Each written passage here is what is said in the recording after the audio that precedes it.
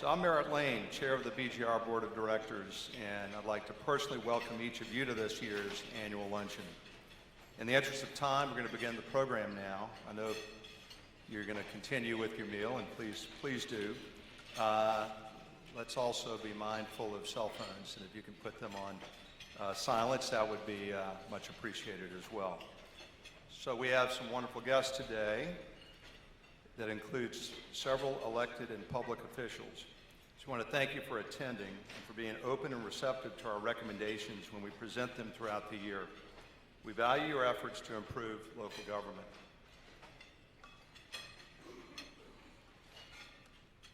I'd also like to now acknowledge BGR's Board of Directors, a hardworking group of 31 private citizens dedicated to promoting good government in the metro area. I'd like to ask all current and former BGR board members to please stand to be recognized.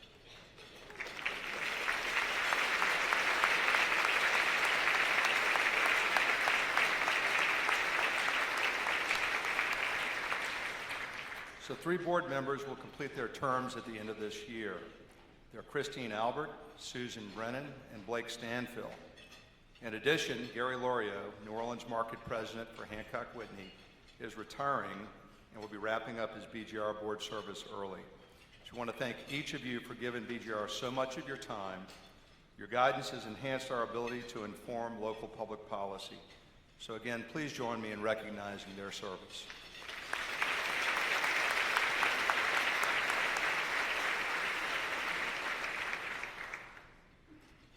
So again, I want to express my thanks to all of you for attending today and supporting the Bureau of Governmental Research. Through your generous support, you're sustaining BGR as a uniquely independent voice for informed public policy making and the effective use of public resources in our area. As you know, efficient, effective, transparent, and accountable government is essential to the quality of life and opportunity for all people. BGR drives towards that goal in several ways. We enhance government accountability and inform citizens, the media, and public officials working to address public policy problems. We deliver research-based solutions to improve local government and to help our region thrive. We provide voters with accurate, nonpartisan analysis of important local ballot propositions. And we host insightful forums on current policy topics. BGR strives every day to earn your trust as an honest broker in the public policy landscape. Our role has become ever more essential as fewer journalists keep tabs on local and state government than they did a generation ago. And citizens and policymakers struggle to find meaning in a sea of online data and ideological viewpoints. BGR values our role in cutting through the noise and finding paths forward to better public outcomes. As one of our past chairs put it, if BGR did not exist, BGR would need to be invented. Fortunately, you recognize that need, and your generous support helped us achieve another successful year in 2023. We published 10 reports, including 4 ballot reports, and a major examination of sewage and water board governance. Our government monitoring led to gains in public transparency and accountability. At your tables, we provided an impact sheet that highlights just some of the many improvements that BGR's monitoring and reporting have delivered over the years. In 2023, our national peers honored BGR with 2 awards for research on the New Orleans jail and the city's use of federal pandemic relief funds. So far this year, we've held 5 events for members of the public to learn about important policy topics at no cost. We're happy to announce that NOPD's new superintendent, Ann Kirkpatrick, will be our next breakfast briefing speaker on December 13th. We hope you'll all attend. Finally, our board is close to wrapping up BGR's new strategic plan. It emphasizes effective communication of our work to engage citizens and policymakers to implement our recommendations. We look forward to sharing more in the upcoming months. Your commitment to BGR makes all this possible, and I encourage you to support our work. Today, we're kicking off our Giving Tuesday campaign via the QR code found in your program and on your table tent. We ask that you consider taking the BGR challenge. Double your membership contribution or join BGR today with an annual commitment. This campaign begins now and runs through Giving Tuesday on November 28th. We're very grateful for your generosity and support, and we're excited to welcome new members who joined today. I also want to mention that BGR will be the featured nonprofit organization for the New Orleans Saints 50-50 raffle during the Saints-Lions game on December 3rd. So please mark your calendars to buy raffle tickets on game day. We're grateful to the New Orleans Saints organization for their support again this year. Now, I'm honored to introduce this year's annual luncheon speaker, Dr. Richard Haass, a veteran diplomat and respected scholar of international relations. Dr. Haass is President Emeritus of the Council on Foreign Relations. He led that organization for 20 years in its mission as an independent, nonpartisan resource on foreign policy. He currently works as senior counselor with Centerview Partners, an investment banking advisory firm. Dr. Haass served our country for many years. He worked in the State Department under Presidents George W. Bush and Ronald Reagan, at the White House under George H.W. Bush, and at the Pentagon during the Jimmy Carter administration. He also was U.S. envoy to negotiations in Cyprus in the mid-1980s. After 9/11, he was U.S. coordinator for the future of Afghanistan. In 2013, he chaired multi-party peace negotiations in Northern Ireland, for which he received the Tipperary International Peace Award. He's a Brooklyn native and a Rhodes Scholar. Dr. Haass earned this bachelor's degree at Oberlin College and his master's and doctor of philosophy degrees from Oxford University.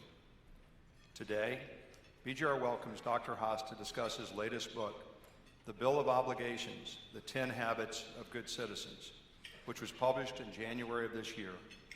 An instant New York Times bestseller, his book re-envisions citizenship and what must be done to preserve American democracy. The Bill of Obligations offers us essential lessons that we can apply each day. BGR knows the importance of effective citizenship in improving local government, and we're thrilled to have Dr. Haass join us today. His presentation is part of the Janet Howard Speaker Series in Governmental Research, and the views expressed are those of our speaker. If you'd like to ask a question, please follow the instructions on your table to access our online form with your smartphone. So please join me in welcoming Dr. Richard Haass.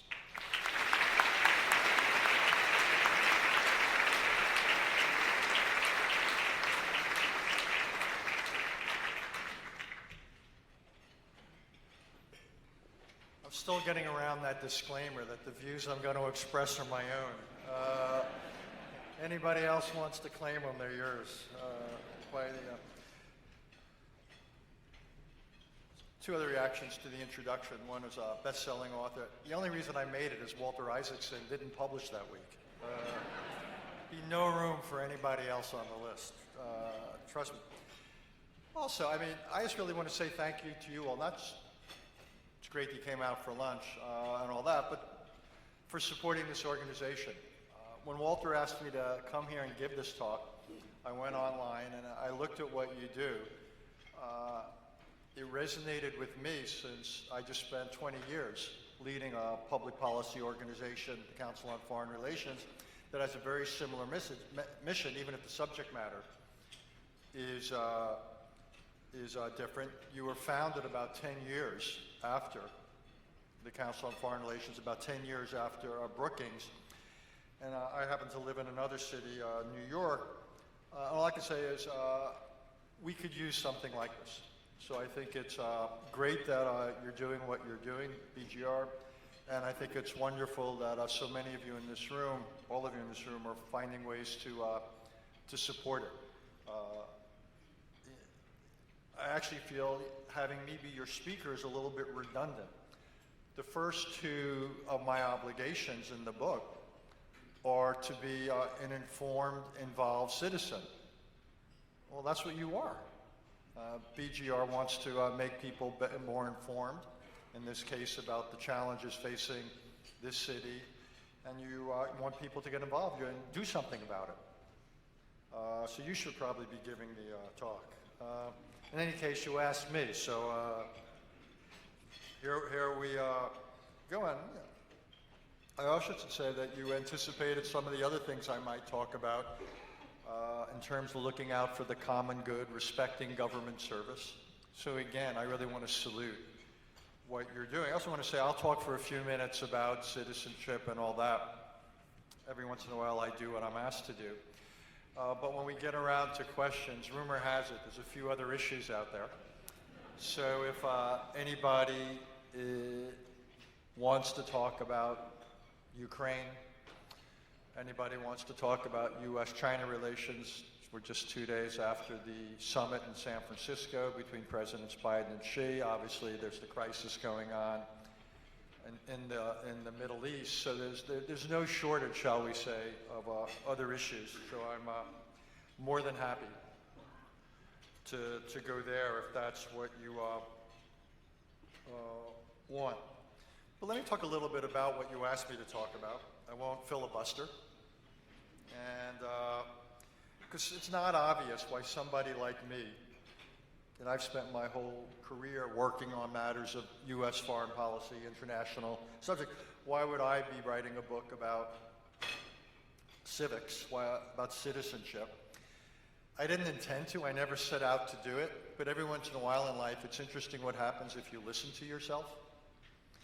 And I noticed that when I spoke to groups, maybe not quite as big as this one, but I'd be speaking to groups, and inevitably the question would come up, what keeps you up at night? You know, is it China? Is it North Korea? Is it Iran? Is it climate change? Is it Russia? What have you? And increasingly my answer was, yeah, all those things are serious. They all worry me. But what really keeps me up at night is us, about whether we're going to be able to come together sufficiently to meet these global challenges.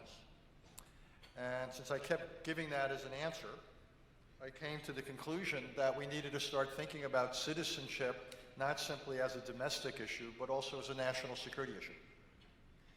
And that therefore gave somebody like me maybe the license to write about it.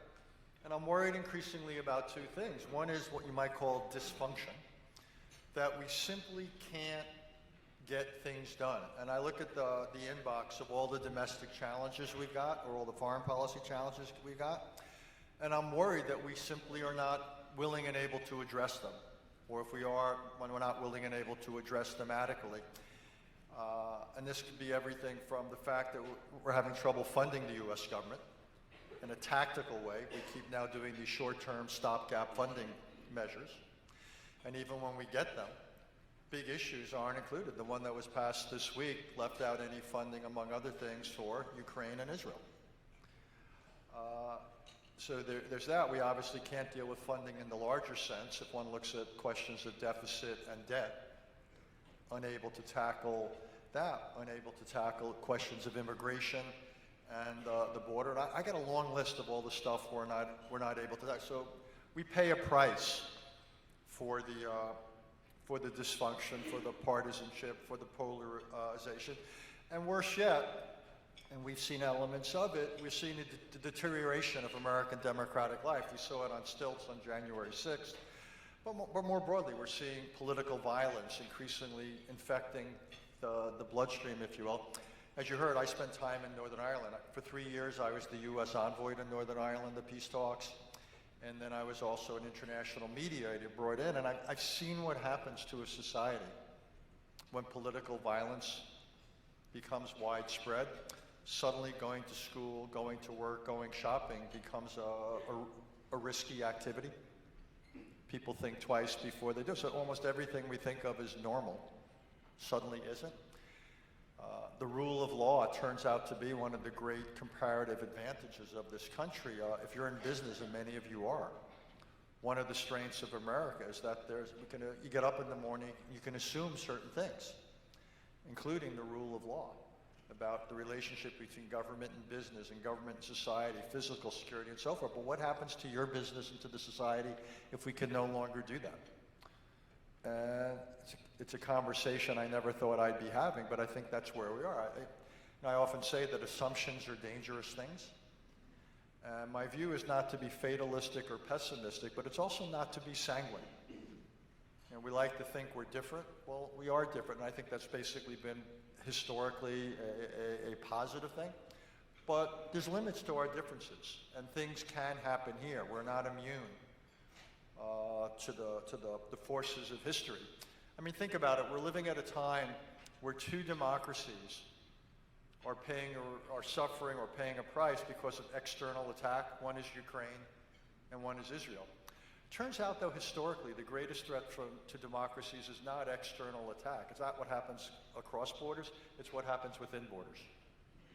And we ought not to lose sight of that. Particularly, here we are.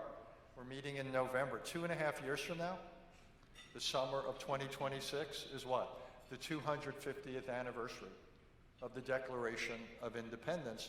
And one of my goals, and I would hope it would be one of yours, is that when that anniversary comes, we've got something we can point to that we're proud of and as a model of what democracy ought to be.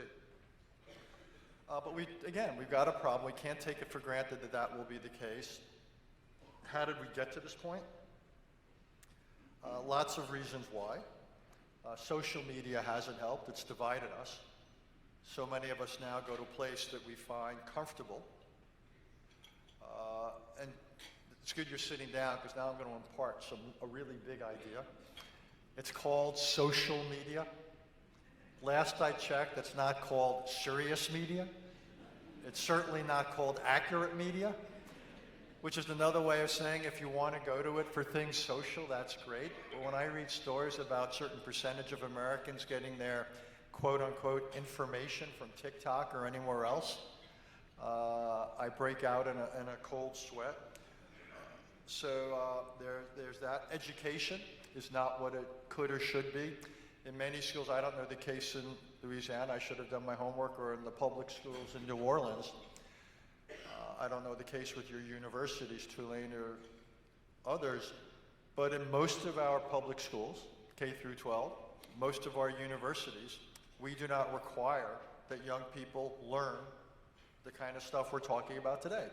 That you read the Declaration, you read the Constitution, you understand the difference between the Constitution and the Articles of Confederation, that you understand the structure of the federal government and the federal system. You're exposed to major Supreme Court decisions. Essentially, that you understand why a democracy is of value, but also what it takes for democracies to succeed and what citizens have to do. And we would never think of graduating a young person from these schools without making sure that he or she could read, think critically, do basic math, get online.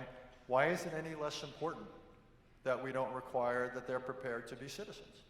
Why is that somehow not a priority for so many of our schools? And don't get me wrong, in many schools it's offered. Very few is it required.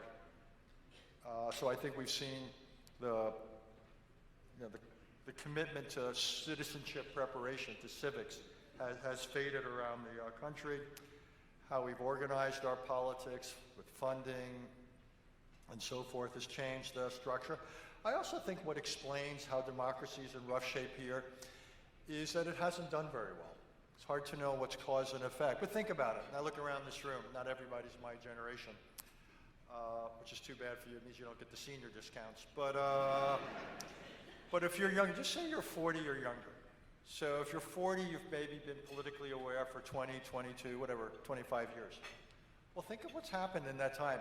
You got 9/11, 2007-8 financial crisis, which was by no means inevitable. More recent economic problems, inflation and the like, by no means inevitable. The wars in Afghanistan and Iraq, which, shall we say, the cost-benefit ratio of those wars is something we never want to see. COVID, the pandemic, well over a million American lives lost.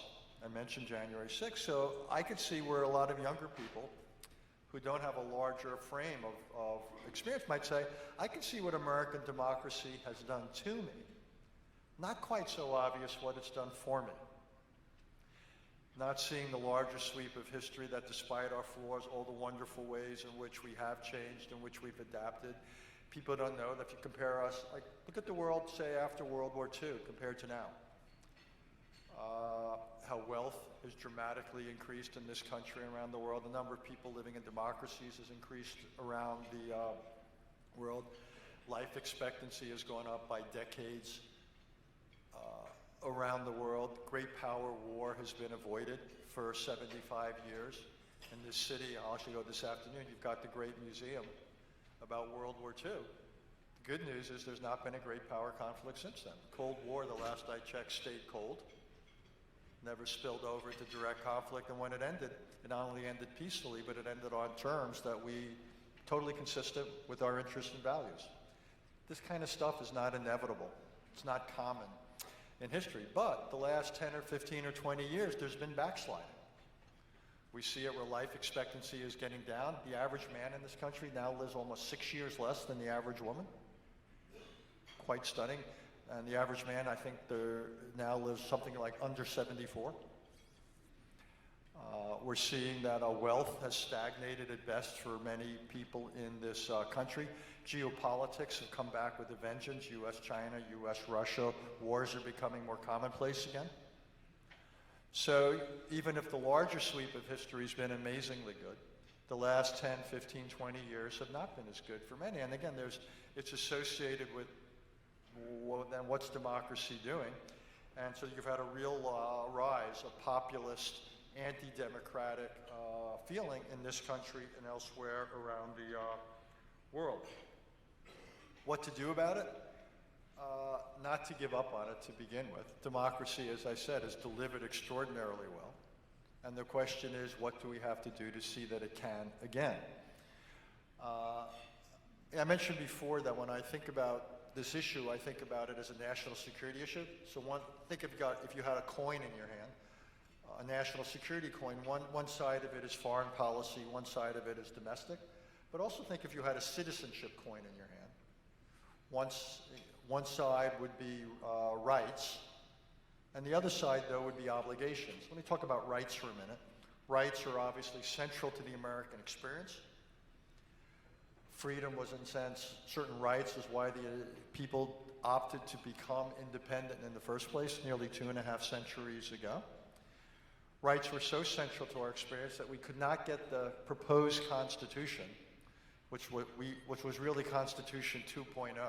We already had a Constitution, the Articles of Confederation. We couldn't get the proposed Constitution approved or ratified by a sufficient number of states without a Bill of Rights. People wanted protection of states and individual liberties. And over the centuries since, one way to understand American history, in the words of the founders, is to create, or has been to create, a more perfect union, or to use the words of Abraham Lincoln, was to address the unfinished work of America, and to narrow the gap between our principles and our practices so rights became more distributed, more equal around this society, regardless of religion or color or gender or economic circumstances or what have you. Have we perfected it? No. Have we come a long way? I would argue yes, but, and it's a big but, even if somehow we could complete this process, complete this journey of making this a truly more perfect union, it wouldn't solve our political problems because rights inevitably come into conflict with one another. I mean, think about it. Take one of the hottest issues of the day, abortion, the rights of a woman to choose versus the rights of the unborn. How do you navigate that? Or rights to gun ownership pursuant to the Second Amendment versus rights of public safety, or your right to not get vaccinated or not wear a mask versus mine to health. How do we deal with that?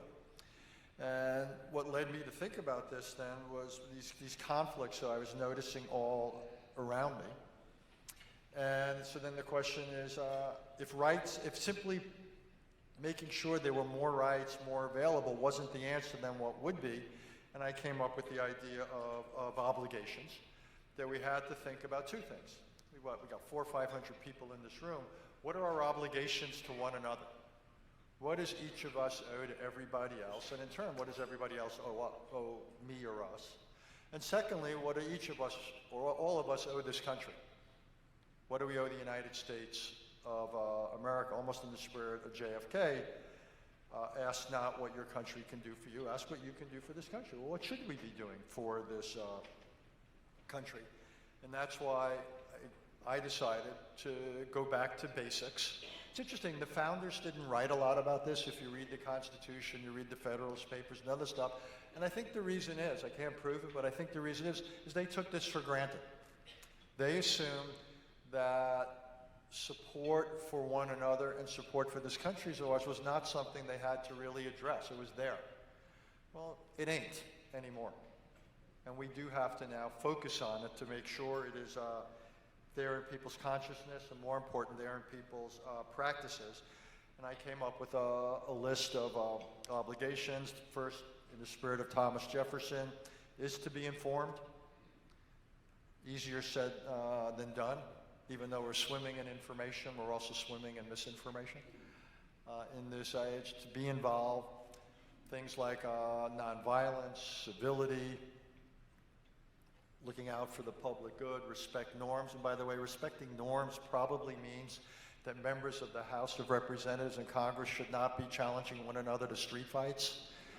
Just saying, call me madcap, but I guess if there's a future edition of the book, I'll have a lot more material, unfortunately. I want to focus on two of them, though. One is public service, because it's so close to the mission of this organization. We want the best and the brightest. We were talking about it over lunch. We want the best and the brightest to go into public service. If I could ban one phrase from the lexicon, it would be deep state. We are that.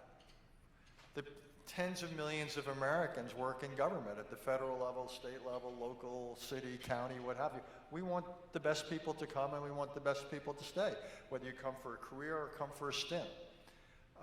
We want to stop discouraging talent from going in, because government has the ability to affect our lives in so many ways. So by definition, we want excellence in government to go hand in hand. And the only way it's going to get there is if the best people come in. Another thing we want to do is, again, change what's going on in our schools. I mentioned it before. We want citizenship to be part of a curriculum. If I had my way, it would be required teaching in every high school and every college in the country. That it would be a precondition, a prerequisite for getting a degree.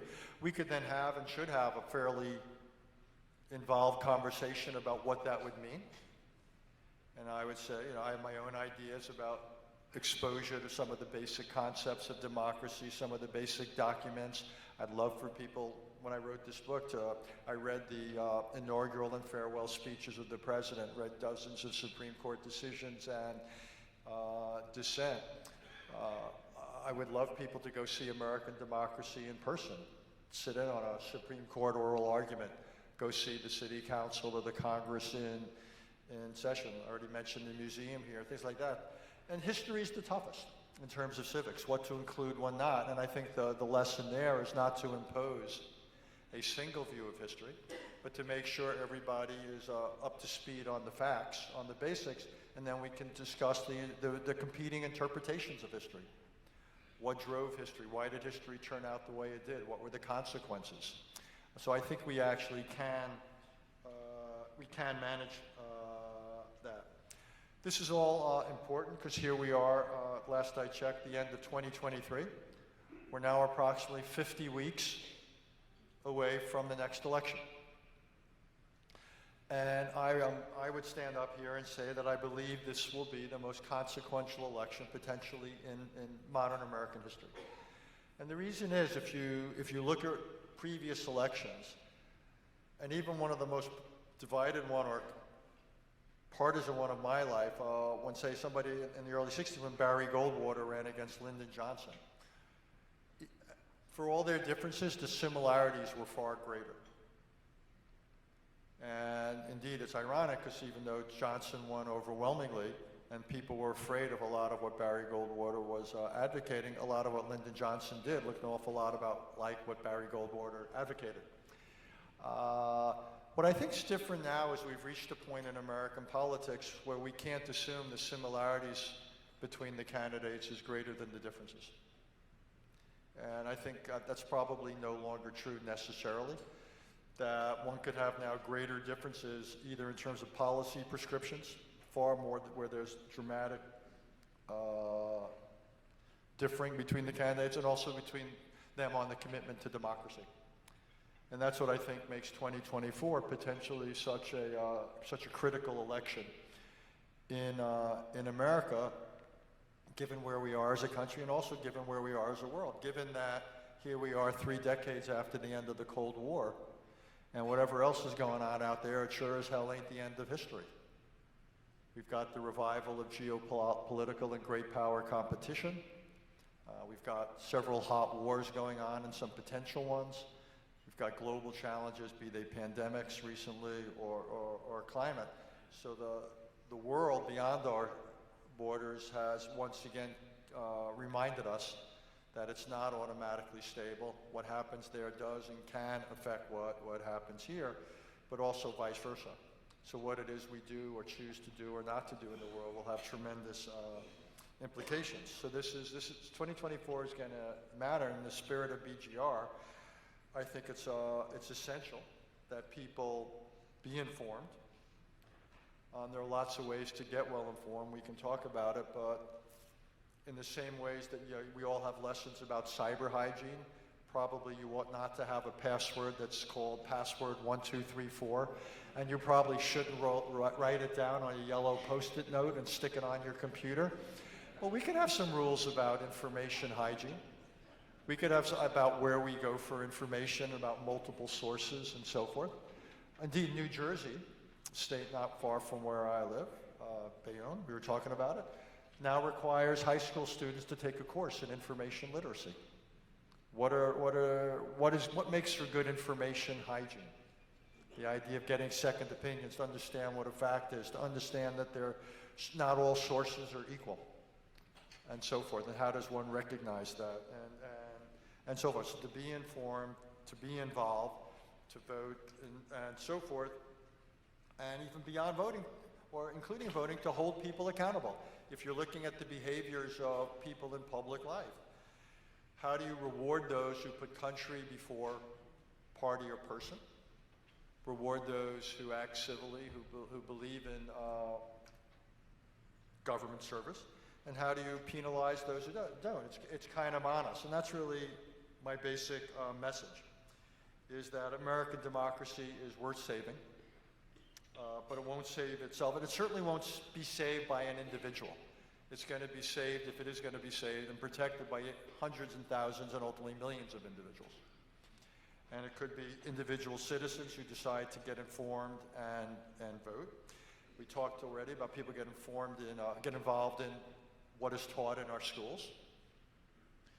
It could be business leaders who give employees time off to vote. It could be business leaders. Just this week, IBM pulled its ads from Twitter, from X. Why? Because they didn't want to be associated with a social media site that was promoting anti-Semitism. So people in business have to make choices. And whether they want to be associated, for example, with sites that promote election denial. It's the kind of decision that people have to make. Religious leaders have a pulpit. They preach. Who better to teach nonviolence, to teach civility, to teach openness to compromise, to make the case for being your brother and sister's keeper than religious leaders? Well, my point is simply that whether you're a business leader or a religious leader or a teacher, a parent, individual, journalist, democracy, if you will, is not a spectator sport. It's a participatory sport. And American democracy, which again I believe is worth keeping, will only hang around for hopefully another couple of hundred years or longer if Americans get involved and see that it is protected. Good news is American politics tend to be a pretty close-run effort, pretty competitive. Small numbers can have outsized impact.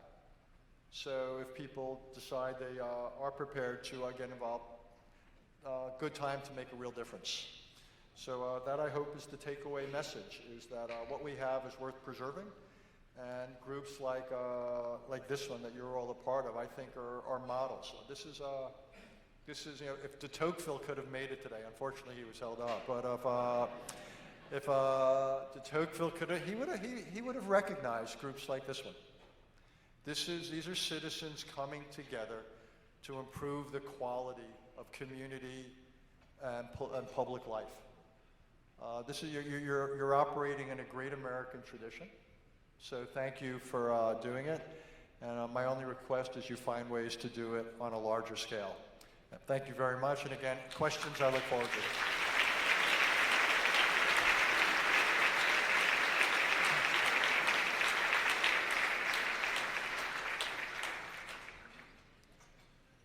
Okay, Madam President, over to you.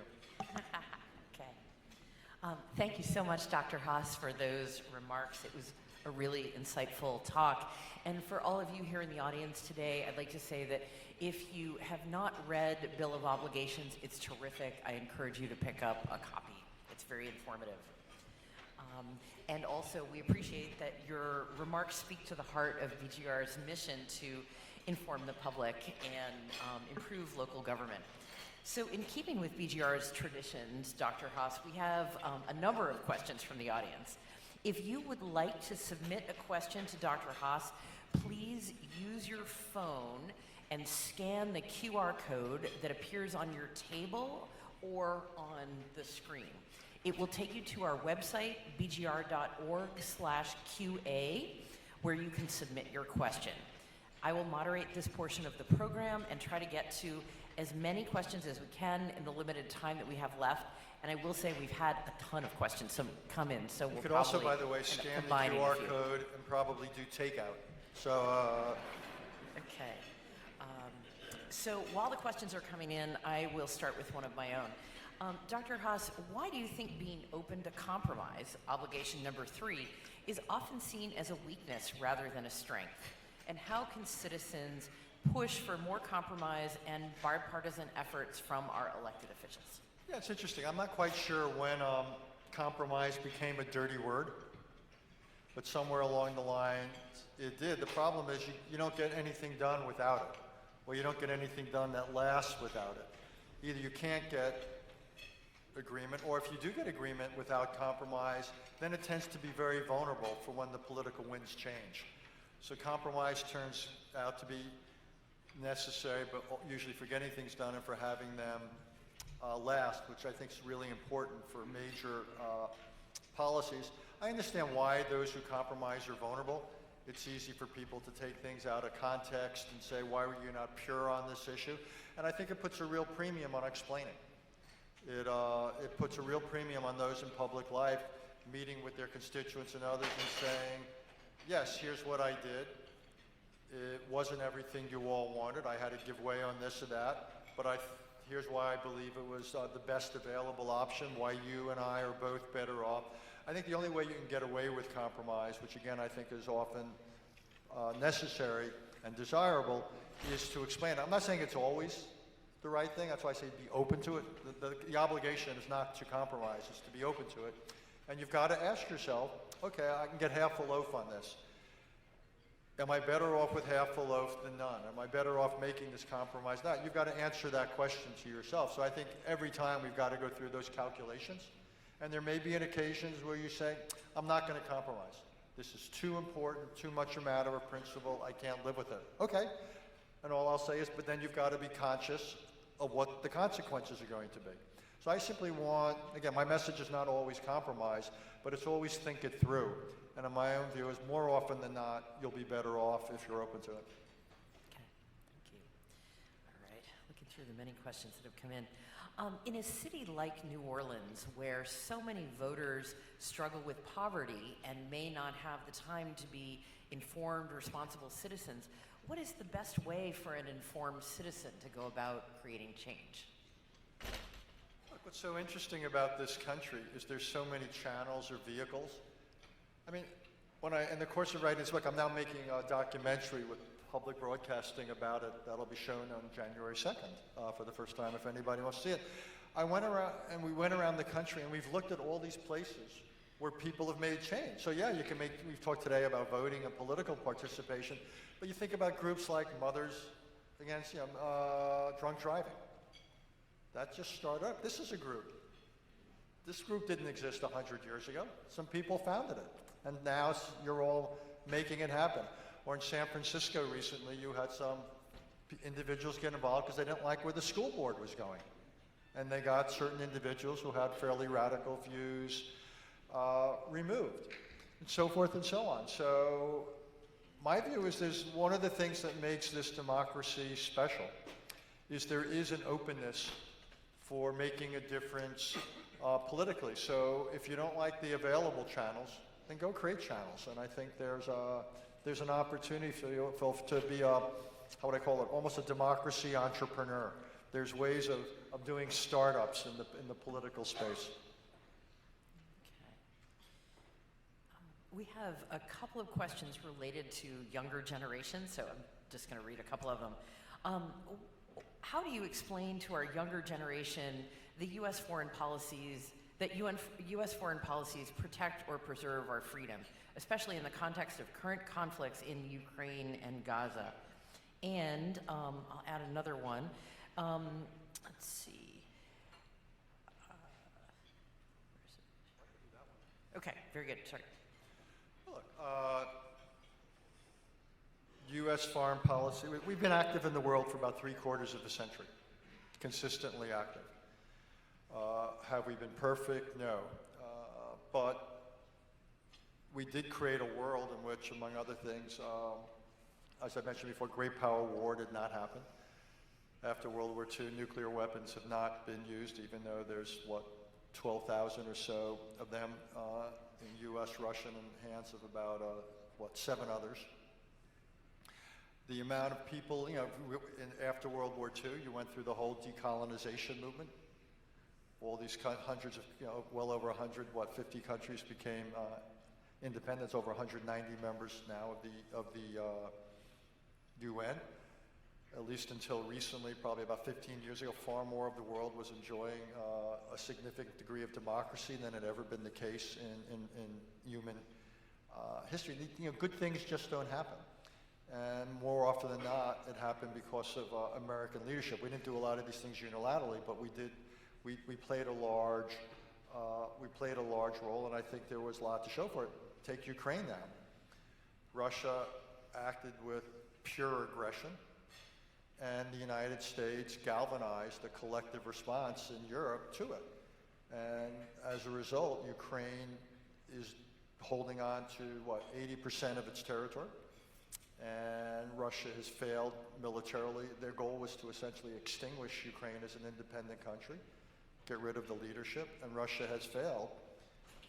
And that's because, more than anything, the gallantry and the effectiveness of Ukraine's leadership and military, but they needed help.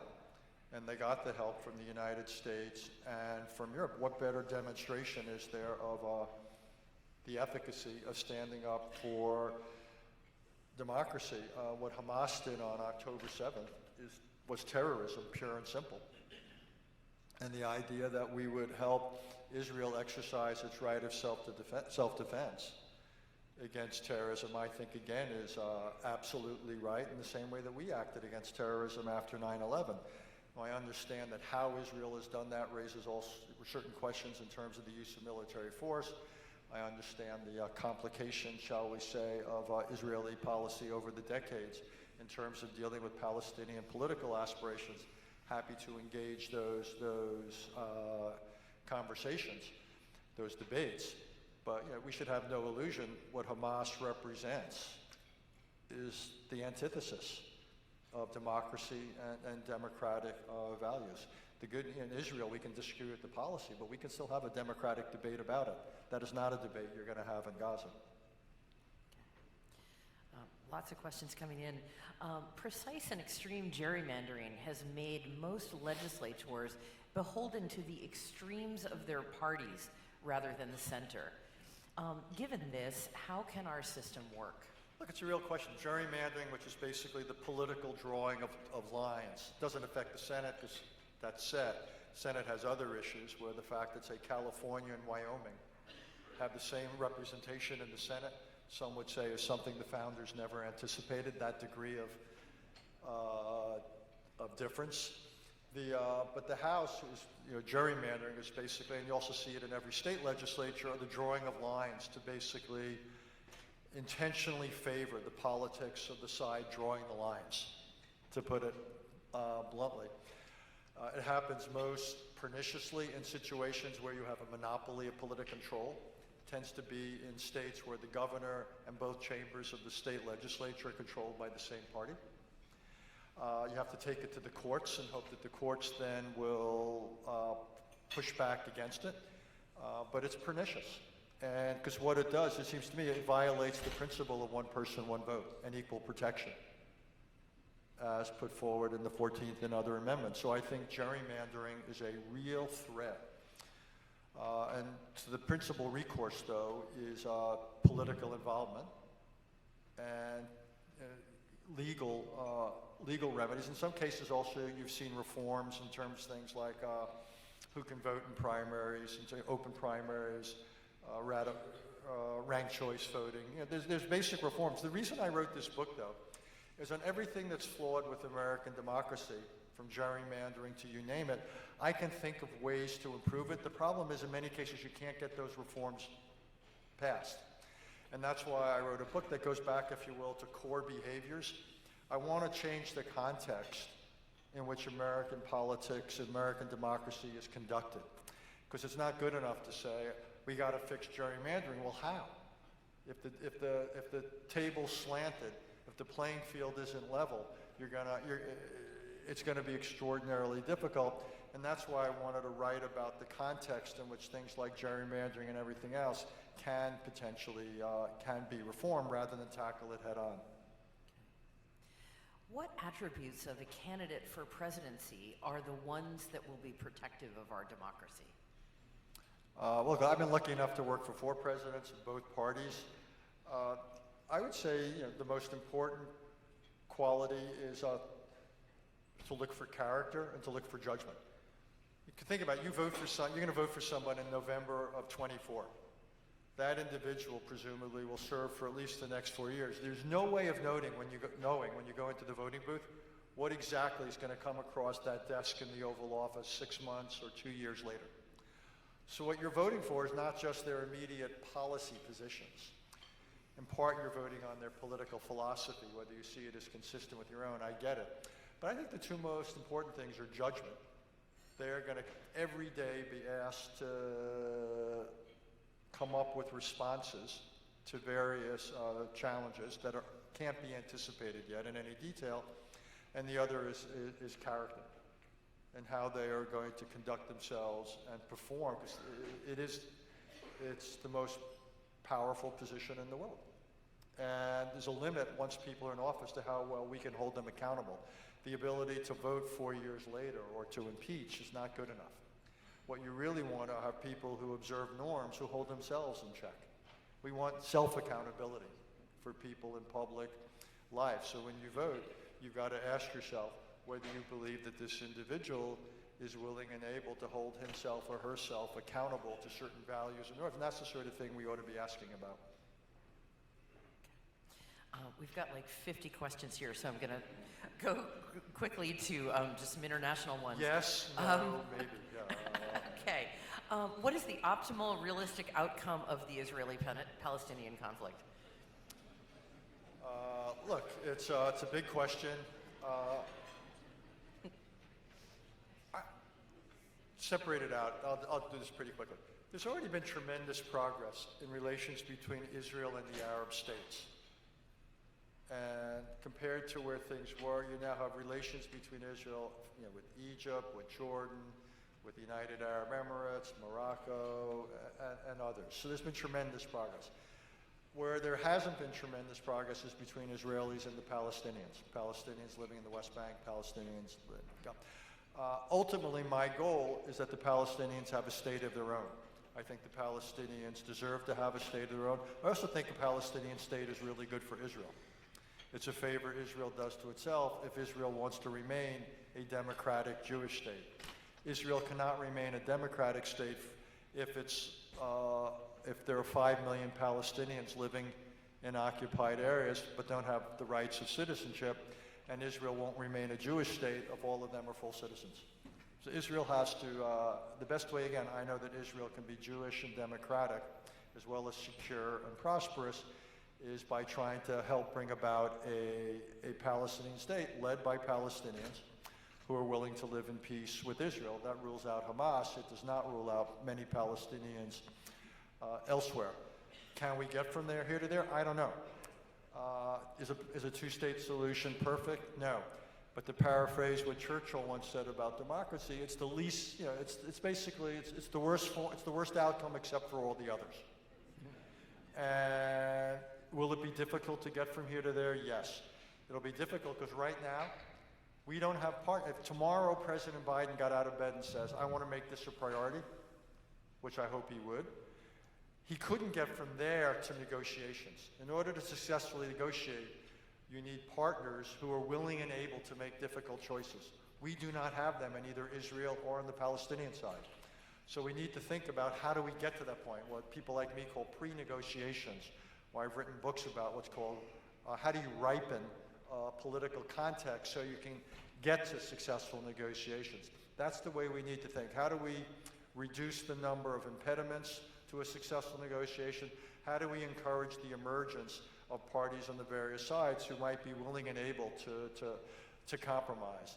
But again, as difficult as that would be, it's the least bad approach, but it's not just going to happen by itself, and time is not our friend here. I used to say, Middle East peace is not like a good bottle of red wine.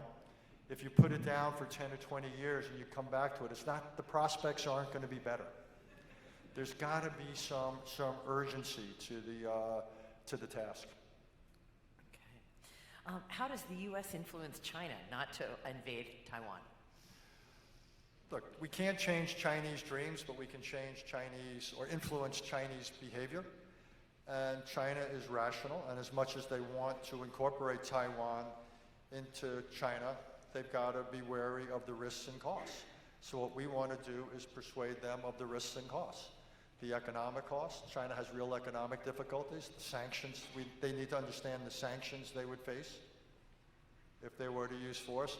Militarily, China's military is untested. There's not one Chinese general, think about this, who has been in combat. Last time China fought a war was 1979. Didn't work out so well against Vietnam.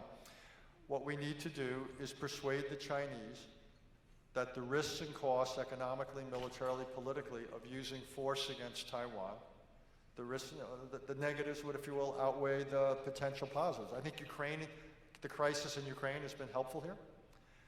Xi Jinping must every once in a while get up at night and wonder whether everything his generals are telling him are what Vladimir Putin's generals told him. He's got to have real questions about their capability. He has to be cognizant of the economic. China's far more vulnerable to sanctions than Russia is, given the nature of the Chinese economy. We've also got to be careful not to trigger a crisis. That means Taiwan not declaring independence and so forth. But this is actually a very successful piece of foreign policy and diplomacy. The United States and China have agreed to disagree for close to half a century on this, and we finessed it very well.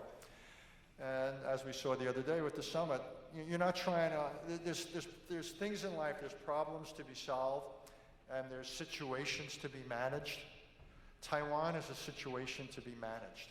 And what we want to do is persuade both sides not to take steps that they see as solving it, because that would actually trigger the crisis. So what we want to do is continue to finesse it. Okay. Last question. How do we break the stalemate in Ukraine? Well, I have a long piece today that just came out in a magazine called Foreign Affairs. Full disclosure, published by the Council on Foreign Relations. No, I'm no longer the president. Where I don't think we can break the stalemate. I think there is a stalemate. And at some point, you got to say, if there is a stalemate, do you need to adjust your policy? I'll make a very long story short, because I know you've all got to get going, but any time in life, whether it's in New Orleans or in Ukraine, where there's a gap between what your goals are and what the available means are, you're in trouble. So whenever you have an ends means goal, you've got to do one of two things. You've got to raise your means or lower your ends. And in the case of Ukraine, I've come to the conclusion that we can't fundamentally increase the means that are available. They're simply not there. So I think we have to adjust on an interim basis, temporarily, what the ends are.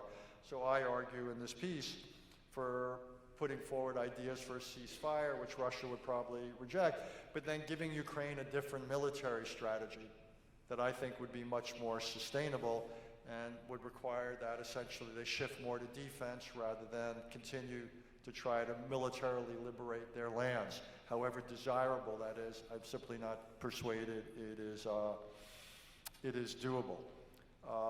So I'm not sure we can break the stalemate. The question is whether we can make the stalemate more sustainable and one day get to a point where you have a ceasefire.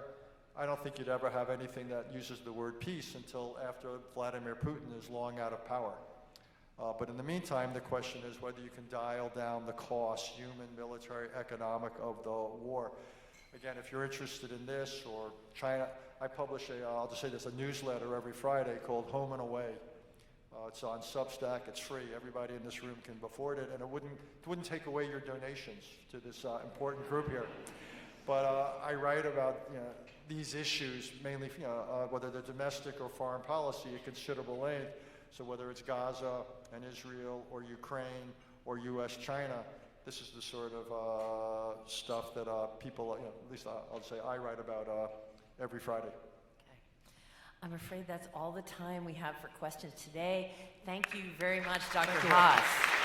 Thank you very much.